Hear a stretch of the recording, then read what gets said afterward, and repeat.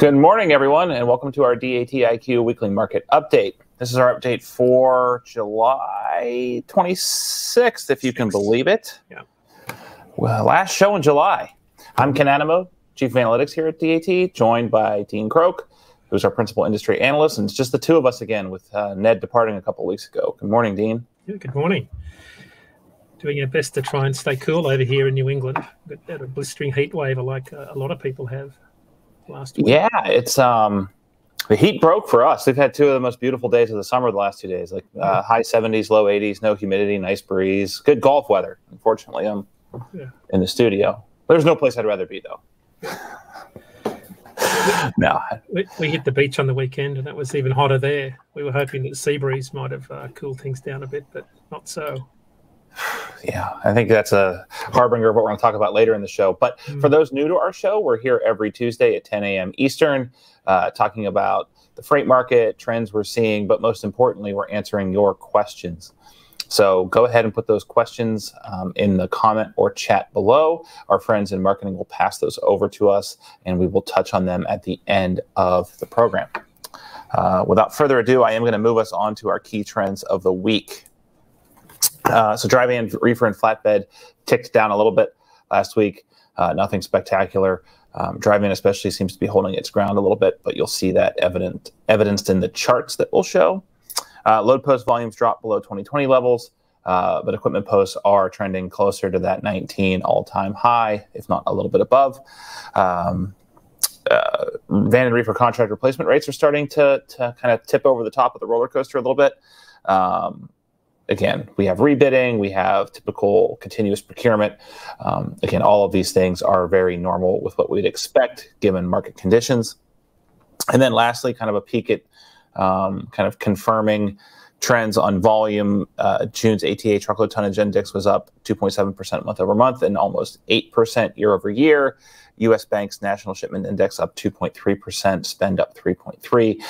When you combine that with a lot of the major carrier earnings releases that we've been seeing for Q2, I think it's pretty non-controversial to declare H1 of 2022 was not a freight recession. So with that, I will turn it over to Dean to walk us through the market update. Go ahead, Dean. It's been an extraordinarily profitable year for most carriers, certainly in the last 12 months. So let's dive into our market update for this week. Let's start off with our load to truck ratio. Dry van load post volumes dropped below 2020 levels. That's the first time they've done that. Last week, they were down about 15% week over week. But in contrast, equipment posts remained at their highest level recorded in July and about 8% higher than 2019 levels. Of course, we'll all remember 2019 as a year of a lot of bankruptcies and an oversupplied market from a capacity perspective. Load to truck ratio last week dropped for the fourth week in a row to 3.31 loads per truck.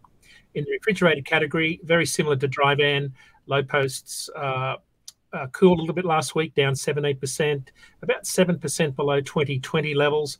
But equipment posts are also at record levels for this time of the year and about 2% higher than where they were in 2019. Last week's load to truck ratio dropped for the third week in a row to 5.99. And in flatbed, load post volumes are now within 3% of 2020 levels. Volumes are now 10% lower than this time in 2018. They've dropped about 35% in the last month. Equipment post volumes in flatbed hit a record high last week, surpassing the previous record set in late 2019. The net effect of all that movement this week was the load to truck ratio decreased to 19.01. It's the lowest we've seen the flatbed load to truck ratio since 2019. I think it was in the third week of July when it was lower, but not by much. In the market condition index category, let's have a look at dry van. We're having a look at the Brooklyn, New York market. Capacity tightened for the fourth week in a row, following last week's 10 cents per mile increase. Average outbound rate in Brooklyn, excluding fuel, was $2.16. Load post volumes in Brooklyn are up 46% in the last month, up 10% last week. We took a look at a couple of lanes. Hutchinson, Kansas City lane, about 1,400 miles. Spot rates are up 15 cents a mile in the last 3 weeks, averaging $1.55, only 3 cents per mile lower than the same time last year. And in the Massachusetts manufacturing hub in Springfield, out in the center of the state, dry van capacity was tight. Spot rates jumped 28 cents a mile to an average outbound rate of $2.03. A lot of those loads go short haul, such as Harrisburg, PA. Rates to Harrisburg averaged $2.34 last week. That's about 30 cents per mile lower than this time last year. And having a quick look at the West Coast in Los Angeles and Ontario markets, capacity tightened slightly. Again this week, rates are only up a penny per mile, averaging $2.29. In the Midwest, in Chicago, rates are up by about the same amount, averaging $2.23. In Atlanta, one of our larger markets, spot rates dropped in dry van for the third week in a row. Rates were down 7 cents a mile last week to $2.04 for average outbound loads. In the refrigerated category, having a look at the large produce market in Fresno, the largest market in the state, in fact, volumes there, or rates dropped for the third week in a row. Rates were down 3 cents a mile to $2.37. Load post volumes fell by 33% week over week. In Toledo, Ohio, not a large market, but a significant one. Nonetheless, capacity has been tightening for the last 3 weeks. Rates are up 7 cents a mile to an average of $2.25. Loads west to Chicago, it's only 250 miles, have been averaging $822 a load. That's around $140 a load lower compared to this time last year, while longer haul loads to Raleigh, North Carolina are up 20 cents a mile in the last 3 weeks to an average of $2.71. That's about 74 cents a mile lower than this time last year on the Raleigh lane. Reefer capacity in Boston has been loosening. It was very tight for most of last year, but it started to loosen in the last 3 weeks. In particular, outbound rates are down 22 cents a mile to an average of $1.57. Further south in Harrisburg, reefer spot rates jumped 23 cents a mile to an average of $2.68. And on the 720-mile haul south to Atlanta, out of Harrisburg, spot rates are up 14 cents a mile in the last 3 weeks to an average of $1.83. Capacity was flat for loads from Harrisburg to Boston at $4.07 a mile last week, while loads to Bristol, New Hampshire surged to 65 cents a mile above the June average to an average of $4.24 last week. So wrapping up our market condition index review with flatbed, following the prior week's 52% week over week increase in load posts, flatbed capacity remained tight in the large flatbed market in Lakeland, Florida. Rates up 5 cents a mile to $2.02. Loads from Lakeland to Greenville, South Carolina dropped to their lowest level in 12 months at $1.43. While loads to Atlanta followed the same trend. They were down 16 cents a mile in the last few weeks to $1.37. Along the Gulf Coast, spot rates were much better, though, for flatbed carriers last week. In Houston, rates were up 6 cents a mile to $2.93 for outbound loads. Next door in New Orleans, outbound spot rates increased by 17 cents a mile to an average of $3.36. And further north in Nashville, load post volumes were up 20% last week. Capacity tightened. Rates were up 16 cents a mile to an average of $3.41. And wrapping up with Savannah, the fourth largest port in the country, for imports, load post volumes were up 23% last week, but there was plenty of market capacity. For the most part, rates are averaging $3.05 per mile. Having a look at our year-over-year look at spot rates, and just to remind everyone before we go into the averages, these are line haul rates excluding fuel, so they're spot rates line haul only. Dry van rates decreased again last week by a penny per mile. National average ended last week at about $1.96. Dry van rates are about 42 cents a mile lower than this time last year, 4 cents a mile higher, though, than this time in 2018, and 33 cents a mile higher than the average of pre-pandemic years. Refrigerated line haul rates are identical to this time in 2018. Last week, they were down about a penny per mile also. National average was $2.24. Compared to last year, reefer spot rates are about 54 cents a mile lower, but still 30 cents a mile higher than the pre-pandemic average for this time of the year.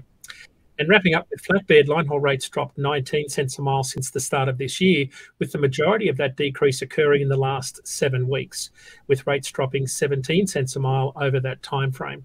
Last week, flatbed rate down about a penny per mile. National average line haul spot rate is just over $2.48 a mile. That's about 22 cents a mile lower year over year, but still 8 cents a mile higher than this time in 2018.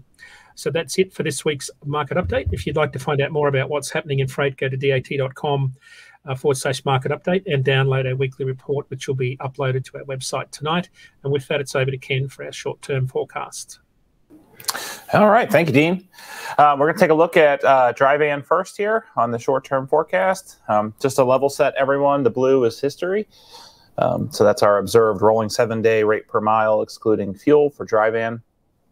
And then you have, it's hard to see in this particular chart, which we'll talk about in a second, but green is our flagship ratecast forecast, red is our short-term forecast, and then the other two are blends of them in various mixtures.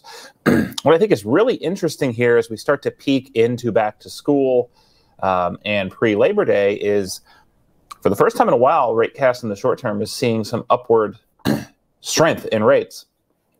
We're going to dig into this a little bit. My hypothesis is some of the weakening in the fuel markets is giving the model some optimism around where dry van rates might head in the next 35 to 60 days. Again, this is a time of the year where seasonal pressure should be downward. So every day, every week that we sort of hold on the 4th of July levels, the better off the market will be, and softening fuel prices will only aid in that effect. Let's move on to reefer real quick. Ratecast, he seems to have a similar outlook here. That'd be the green line, just as a friendly reminder.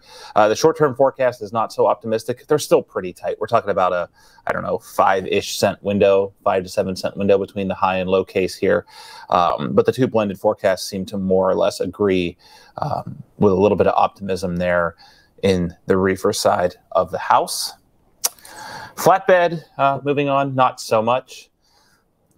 These things all tie together. So Dean's comments about flatbed load to truck ratios bottoming out should come as no surprise that rates are showing some softness. Ratecast, again, the green line, showing pessimism but turning around right around mid-August. Short-term forecast, not so much, pretty much a straight down and to the right trend there. Something important to watch. Flatbed leads a lot of industrial and housing related markets and industries. So it'll be really interesting to see how this plays out here over the next few weeks. And that was my best Ned Damon impression. So with that, we'll turn it over to Dean for our question of the week. Dean? We wanted to talk a little bit about the produce market. So our question this week is, with climate and weather, such hot topics in California, what do we think the long-term impact is going to be on trucking? So Ken, to kick us off, I thought I'd maybe throw some stats at you based on some research we did in the last couple of weeks. Tuesday morning stats from Dean. I mean, I could every day of the week. I'd be thrilled to have that. Go for it. Yeah, we've been, it's been such a cool start. I remember talking to the guys at ANZ Trucking back at TIA in April, I think it was, and they were telling me that was Cody and Tim were telling me that the produce season's off to the coolest start, I think were the words that they've seen in a long time. And we started to see some real softness in reefer rates out of California. The more the year progressed and the more the produce volume started to be reported, the more we realized that something was very different about the 2022 produce season. So on the West Coast, when you think about the entire West Coast all the way from Seattle to San Diego, it counts for about 60% of produce hauled by truckload carriers over the course of a year. And about 34% of that volume comes from California, and about 25% comes from the Pacific Northwest region. But California is one of those key markets, especially Fresno, that drives a lot of volume and upward lift in spot rates nationally. It kind of pulls the national market up for the most part once it gets going. It didn't happen this year. It just didn't materialize. So the net effect was that June national truckload volumes of refrigerated produce, according to the USDA, down about 15% compared to this time last year.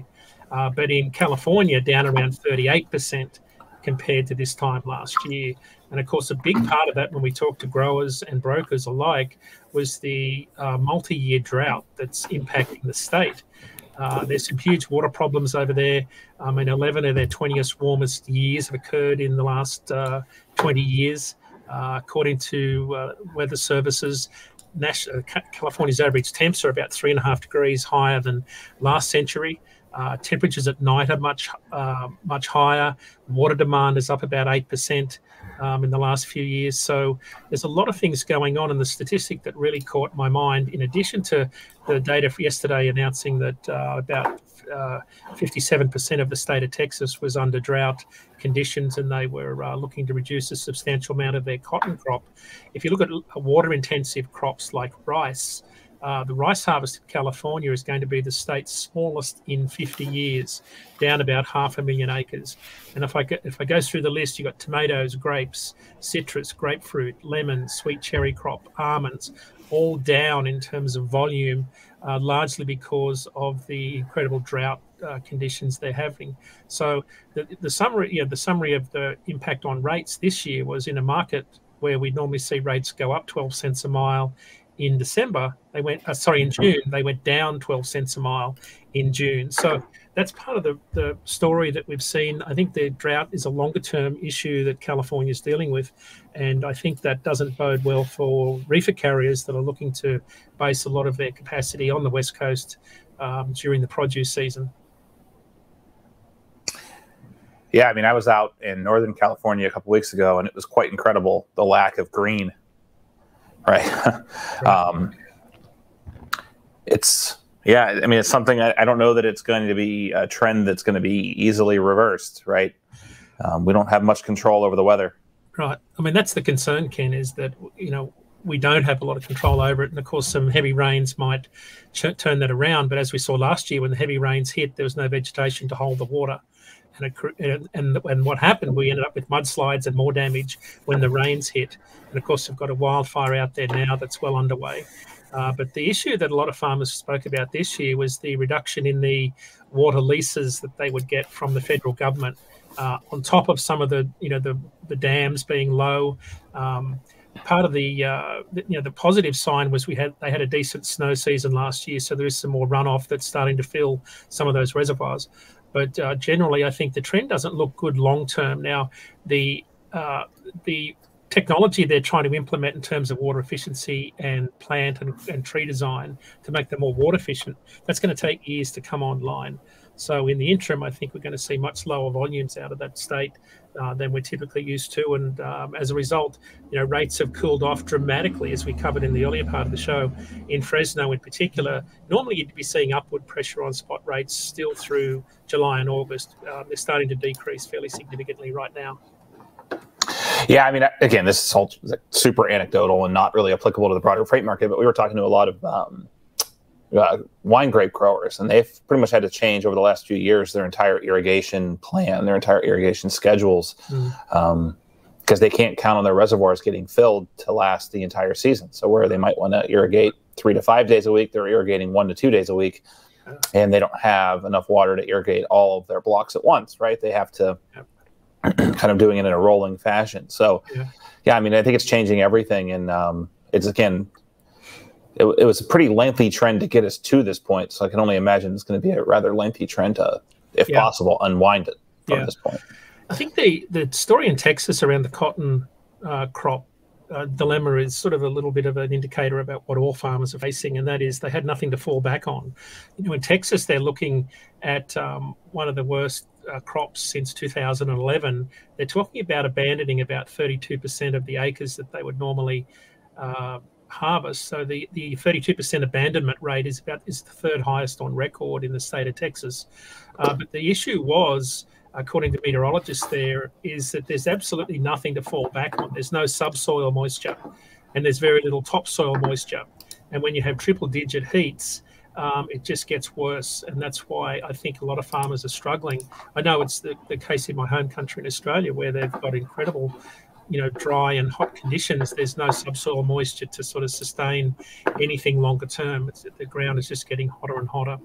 But that's sort of the situation in that whole southwest and west coast. When you look at the heat map temperatures, you can see lots of bright red on the heat maps extending all the way from West Texas, where the drought conditions are at their worst, all the way over into the Central Valley and up into the Pacific Northwest this week, where, of course, you've got a heat wave underway right now with triple-digit temperatures. Something to watch. All right, we have some listener questions here to get to. I can read them. So Matt asks, we mentioned first half of 22 was not a freight recession. What are your thoughts on a 2022 second half recession? Seems like consumers are thinking one way, recession looming, but acting a different way, still spending. What do you think about that, Dean? I don't see it likely. And freight volumes are pretty solid. Like there's still a lot of demand. Manufacturing sector accounts for a lot of tonnage. Those volumes are sustaining. I mean, just take the recent earnings calls from some of the big truckload carriers yesterday. Some of the biggest, most successful and profitable carriers in the country are reporting, fairly robust demand. Even though there'll be some volatility towards the end of the year, they're saying that demand will outstrip capacity. So I think some of the larger truckload carriers in the contract market are very bullish about the second half of the year in particular. Yeah, I mean, not to sound tone deaf, right? I mean, there are small carriers out there, and we're very well aware that this is a trying time. I mean, the way that I think we'd summarize it is that H1 like the contract market greatly surpassed our expectations, and the spot market probably underperformed our expectations. I wouldn't say considerably. We were expecting a reversion. I just think it happened. I think the whole Ukraine and diesel thing sort of kicked it into high gear faster than we would have expected. I don't know that we would have landed it at any different point right now. I think we just kind of got there a lot faster than we expected on the spot side. I think in terms of like a macroeconomic recession, I mean, what I learned in college that I guess doesn't really apply anymore to like what is, I guess there's like a federal board on recessions now that declares them based on whatever, like factors more than just GDP. So we could very well be already in an economic recession, I suppose. I do know that, and again, these people are a lot smarter than me. I just know that the way numbers look sometimes when you're lapping, we're kind of lapping the seesaw effect where we're year-over-year comps have sort of failed us for the last few years. So it depends on if you're looking at sequential growth versus year-over-year growth. Absolutely a great point. Spending is very, very strong. Amazon had the best Prime Day they've had in their history. Q2 SoCal TEU imports beat its record of last year by over 200,000 TEUs. All indications are retailers are preparing for a major retail event this fall, as they typically would. So I think macroeconomics not in our wheelhouse to declare. I don't know. Again, what's a trucking recession? Will the spot market likely remain soft through the fall? Probably. Will the contract market likely stay rather hot? Probably. I think you can look for, if you're really looking at like short-term trends on a line chart, you could probably find a case for just about anything. Like contract rates are going to come back a little bit over. That's just the way that it works. So you could look at that data and like scream from the rooftops it's going to be a recession, or it is a recession, but I don't know that does anyone any good because it's exactly what you would expect. Contracts that are coming up for renewal or being rebid, given the current market environment, will be priced lower. Not much, but they'll be priced lower than they were in December of last year when you couldn't find a truck. It's just the way the market works, right? I mean, let's not lose our sense of common sense about all this kind of stuff. I know that's hard. That's easy to say, right? Because we've been through 2.5 years where common sense has not applied. But if we go back to like underlying market fundamentals that have been true since deregulation, I would expect contract rates to pull back. Spot rates, I don't know that, especially with fuel and kind of carrier P&Ls the way they are, small carrier P&Ls, I don't know that they have a ton of room to go that much more down. I could be proven wrong on that, but I don't know that they have a ton more room to go down. My guess is that they'll kind of peter along here for a little bit, and then they'll go up seasonally during peak, probably crash down a little bit after return season, and then we'll start to see the market go back into its upcycle in Q1 of next year. Super long answer to your question, Matt, but good one. It's not a clean answer. Yeah. Good work. Load this co. How do I figure out what market is good for reefer and dry van? Dean? Other than listening to us, RateView would be a good way to do it. Our technology's got some pretty good differentiation. Our market condition index is probably the best one I'd be looking at in terms of figuring out what markets are hot, what markets aren't. That's the simple answer. Yeah, I mean, I always struggle with the question around like what market's hot. And this is advice I used to have to give. I mean, I didn't have to. I guess I kind of had to, but I like doing it. So I don't know how that counts. But I would go speak to our carrier base when I was in the industry. And would you rather have a really high-paying load going into a really dead market, or a good-paying load going into a good-paying market, right? You're not a carrier for one shipment. It's a line that we used over and over and over again. You're in business to be a carrier for the long haul. It's a horrible pun, but it's true, right? So I would think holistically, right? I would not take, a lot of times these deceivingly high-paying loads are going to areas where you're going to have to deadhead hundreds of miles out. Mm-hmm. And Dean harps on this in all of his content. It's all about stitching together solid load after solid load. You might get a stinker in here and you might get a home run here and there, but by and large, yeah, using all the tools available. And again, all of the different resources that are out there. There's tons of ways to research and listen and understand where the freight's moving. Because you got to follow, I mean, you don't want to follow too far behind because you're kind of going to lose out, but you kind of want to follow where the freight's going. That's probably the best advice. I'm used to having Ned read these questions. Michael asks, I'm noticing that dry rates are significantly higher than reefer rates in certain areas like Ohio and Pennsylvania. Why is that? I mean, I'll answer and then Dean will correct me. This is just a big time of year for reefer freight coming out of those markets. Whereas you do typically see dry van freight shuttling around. Anything quick, Dean, before you have to jump?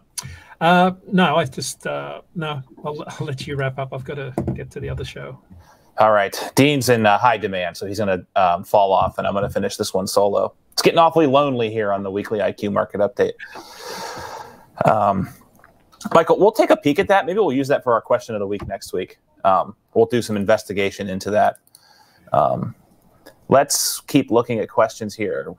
Corey asks, with produce being on the downside this year, how much do you feel port backups are affecting over-the-road rates? We were looking at some really interesting, I forget the number, so I'm not going to quote it. There were an abnormally large number of vessels backlogged in like Savannah and New York. So I don't know that that's super related with produce.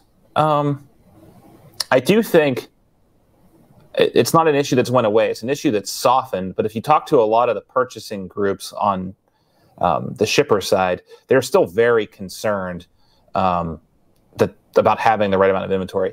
I do think if you read a lot of these articles that talk about being oversupplied with inventory among large retailers, I do think that's a lot of finance people that aren't talking to their purchasing or their kind of supply chain people. If on the finance side, one of the byproducts of inflation is that inventory becomes a lot more expensive to carry. So if you're in finance, you want to keep as little inventory as possible because that's costing you money, right? But I think on the purchasing side, on the supply chain side, they want to make sure that they've been burned 3 years running now, having the right inventory in stock for fall retail season. So they'd rather have a little extra inventory, even if it costs them money. It'll be interesting to see. There's no labor contract in place with the West Coast ports right now, so things could flip on a dime. But it doesn't seem like there's tremendous trouble down there right now. It is busy for sure, but it's something to keep an eye on, without a doubt. John, the history of California is droughts, floods, and fires. I'm just trying to read this real quick. I think that's a good comment. I don't know that there's a question to answer in there. I would encourage folks to read John's comment. I think it's insightful in the chat. Support small carrier, says Rob. Agree 100%. He also makes a comment about rail strike. Again, so we look at a lot of the things we talk about in our content and on the show on like on a bivariate axis of like, how would I summarize this? Likelihood of happening and then impact if it does happen. So I would put the rail, like a nationwide rail strike, on exceedingly low likelihood of happening, but like astronomical impact if it does happen. I'm talking like COVID wrapped in a bunch of hurricanes, wrapped in a strike, wrapped in a polar vortex, wrapped in Superstorm Sandy. So again, I think it's extremely low probability of happening, but if it were to happen, that would be problematic across the board for the entire supply chain. I think people fail to realize, especially people new to the industry or people that have a very small view of the industry, how much moves on the rail to support other modes. There's a ton of LTL. There's a ton of other modes that use the rail for repositioning, to move empties around, to substitute their line haul on their economy service. So if that were to become in jeopardy, I think that would be problematic for sure. If demand begins to sag, what are your preferred tactics to keep finding new business? Again, these are a lot of really good questions to spend a lot of time on. I would say if you're a broker, you should still be getting RFPs, right? Especially if you were successful in securing some during COVID. I think if you don't have a great forward-looking view of the market and you keep bidding high, you probably haven't won a lot over the past quarter. That could be problematic. I think if you're a carrier, we've seen demand sag off of all-time high levels for sure, but there's still a ton of freight. I mean, even Labor Day week, we had over 1 million dry van load posts on our board on a short week. I think it's about finding profitable loads. As fuel does come down, I think we're still operating in large parts of the country of a $2 per gallon gasoline versus diesel spread, which is just like crazy to think about, absolutely crazy to think about. So I do think there's more downward movement to happen on the diesel side, which will benefit carriers that aren't on a fuel recapture program, and it should give them a little bit more profit in their loads and help balance out the revenue versus cost equation. But I don't know that I can. One, I'd want Dean on the call and maybe even a few others to help. We can take that away as a follow-up question as well. Last one, John. AB5 strike in Oakland port, any impact? Nothing material. So Oakland moves, again, I wish Dean was here to correct me, but there's refrigerated freight that comes through there. There's a lot of like bulk freight that comes through there. I'm thinking coffee, things like that. I did some on-site surveying of Port of Oakland, driving over the Bay Bridge a couple weeks ago, and there was a line of boats coming in. So the demand is there. I think a lot of the impact is going to be on the drayage, in general, what we would call like port operations, which is kind of a cop-out answer. I know there's like a ton that happens, so it's kind of not appropriate to kind of summarize it all by just port operations. That's what we're hearing the most right now. It hasn't really bubbled up into kind of the truckload sector for us just yet. We're keeping a super close eye on it. Dean has a lot of drayage connections in that part of the world, and he's keeping a close eye on. I know they're super strapped for warehouse space as well, and that in pretty much all of California and Nevada. So that'll be interesting to see. There's not going to be much of a pressure release valve if things turn hairy there from a labor negotiation standpoint. I think that's all we have time for. I'm all alone, and it's quite scary without my backup. I will fully admit that. So I'm going to bring us to an end here. You can catch all of Dean's content on the website. If you have follow-up questions or want to continue the conversation, you can hit me or Dean up on LinkedIn or askiq@dat.com. Always a great way. We love getting questions in via those formats. It's especially great for our new analysts to take a peek at what kind of questions are coming in. We'll have more information coming up in the following weeks about our big annual user conference that's in October in Austin, Texas. Maybe get in a little extra vacation there because it butts up right against Austin city limits. But we should have some more information in the coming weeks about that. I will be on vacation next week, but may do. I'm not gonna abandon Dean if we can't find a replacement. I may go live on vacation from the beach house. We'll see. But with that, we're going to sign off. I thank you all for joining. The questions were great. Keep them coming. And we'll talk to you next week. Have a great week, everyone. Bye.